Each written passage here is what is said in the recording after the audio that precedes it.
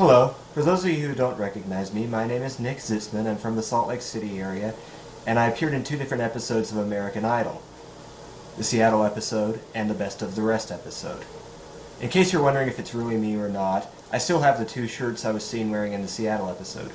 This is the shirt I wore while auditioning to get to the judges, and this was the shirt I wore in front of the judges. As I speak right now, the 6th season is nearly over, with only 5 episodes left in the season. I was one of the 3 most talked about contestants this season, along with Antonella Barba and Sanjaya Malakar. I was talked about because I had the mother of all bad auditions this season. Now, I'd like to tell you what really happened in this self-directed video.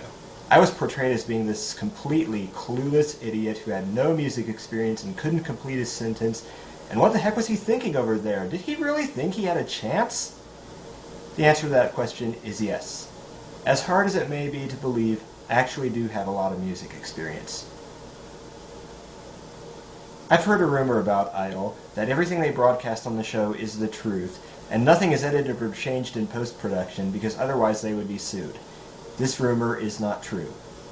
Everyone who wants to audition is required to sign a release form that basically says that they can portray you any way they want to portray you, and there's nothing you can do about it. So, since the Idol editors took out the part where I discussed my music history, I'd like to tell you a little bit about my music background and my complete experience on American Idol. So, I auditioned for the choir, I got in, and for the next 8 months I did what could be best described as intensive voice training. After 8 months, I've been promoted to near the top of the choir, but I came to realize something. Once I made it to the top, all I was going to be doing was eating, sleeping, going to school, and singing. At the time, I wanted to live a regular boy's life, so I ended up quitting the choir. But I stayed active with music throughout middle and high school, where I sang in the choir, I played guitar and jazz band, and I played bass in stage band. I bought a copy of Apple's GarageBand music composition and recording software, and used it to record a few songs. I gave the finished songs to my family and co-workers, and then one of my co-workers thought that I should consider auditioning for American Idol. In the time I had to prepare, I searched through my music library looking for one song that would be appropriate to sing for them that didn't sound really boring. But there was one song I kept coming back to, and that was Unchained Melody.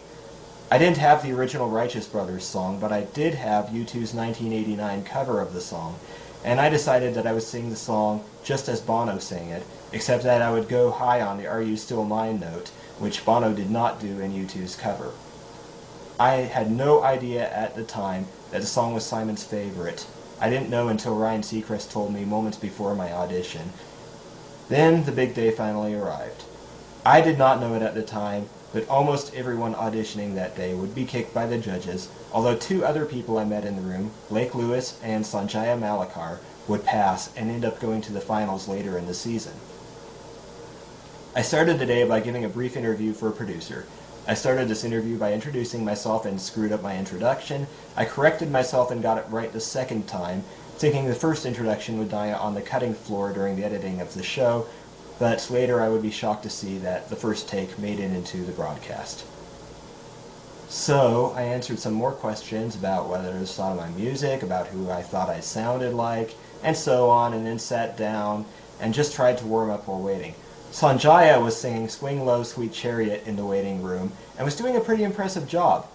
I didn't hear Blake sing, although Blake did treat us to his imitation of Ryan. Blake was quite the character backstage. Then the judges showed up, and the auditioning began. We were informed that they wanted us to yell and scream a lot if we won, and they wanted us to argue with the judges if we lost. The rumor that the arguments on the show are staged is false. Before auditioning, we were to go one by one into a closed room called the confessional, where we were to confess our music history. I told them what I told you earlier in this video.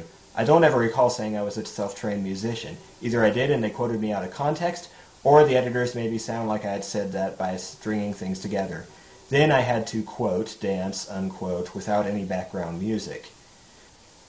Then I put my sweatshirt and my mobile phone on the ground and walked into the judges' room. Now, going into my audition, I had 3 goals in mind. There are 3 reasons why most prospective idols fail at any given round in the competition. Either they forget the lyrics, they go off key, or they lose the rhythm.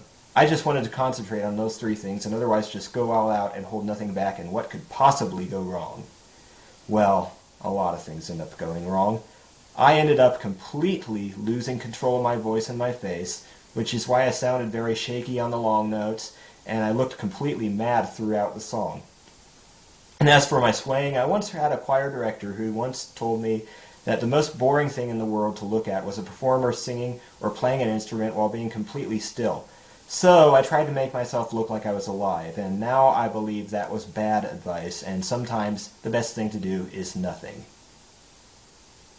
There's also one thing you must realize about the judges' reaction. None of the things that they were seen doing in the broadcast actually happened. During the songs, the judges, they sit there and they actually listen to each person auditioning. They do not make funny faces, they don't plug their ears, and they don't pretend like they're characters on Buffy the Vampire Slayer. I can only guess that what you saw on TV was filmed during post-production.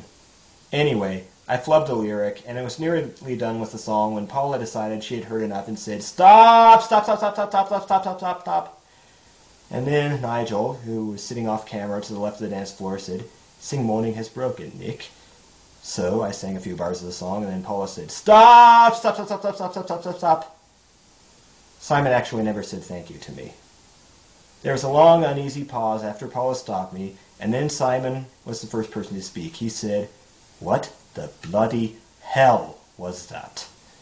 Now, except for the flub lyric, I had met all my goals for the performance, so at the time I had no idea what I had done wrong. So at this point I could only stand up for myself, so I said, "That was me, was that not good enough?"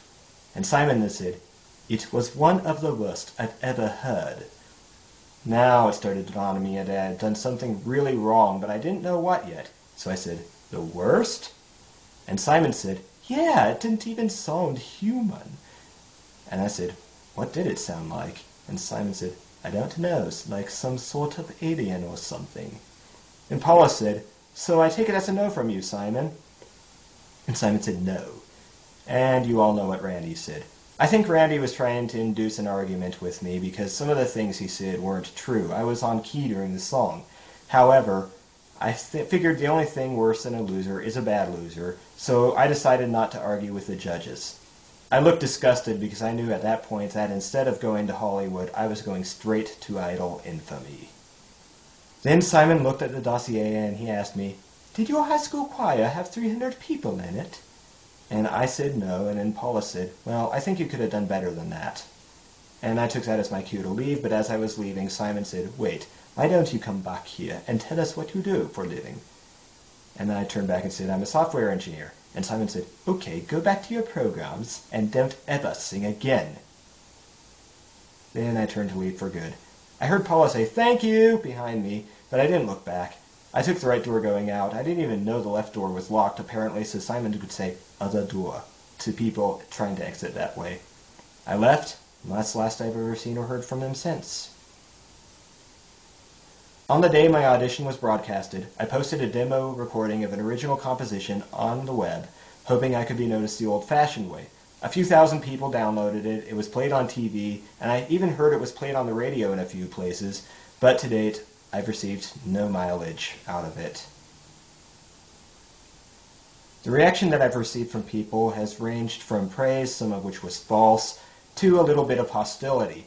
The reaction I indirectly received was almost entirely hostile. A lot of people fell for my portrayal on the show hook, line, and sinker, and didn't stop to think about it themselves. Still, I'm not sorry I tried out. There is no such thing as bad publicity when you think about it, because there's a good kind of infamy and a bad kind of infamy. Losing in a competition is a good kind of infamy unless you lose by doing something that would make absolutely no one want to be around you. So, at this point, I'm at the crossroads as to what I'm going to do next. As of right now, I've not been invited to the season finale, and I will be extremely surprised if I am ever invited. Now you know the truth, and I hope that now you will no longer believe what you see on TV, because even in so-called reality TV shows, the editors often show you their version of reality instead of what really happened. So thank you for listening to me, and I invite you to my website. It is seiryu.home.comcast.net. There's no www in that. So until we meet again, goodbye.